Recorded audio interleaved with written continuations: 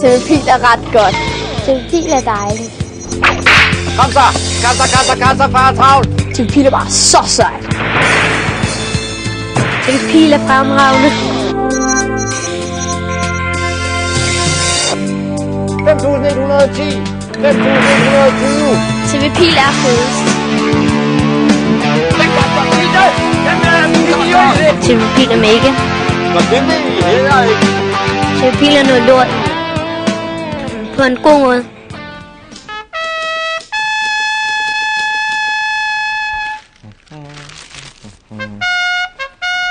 Har du så fået noget ro? Ja, velkommen. Du har simpelthen tunet ind på landets hotteste tv-kanal. Kanal. Du har tændt for TV-Pil. Vi sender uafbrudt til dig 7 minutter hver lørdag formiddag.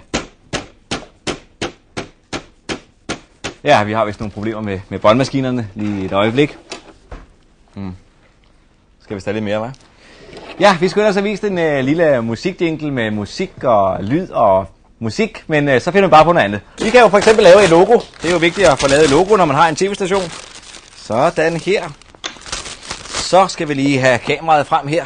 Sådan ser kameraet ud her. Og vi laver lige et nærbillede. Sådan. Sådan ser logoet ud. Så skal vi have placeret det. Kan vi så stoppe det der bliktuderi? Sådan.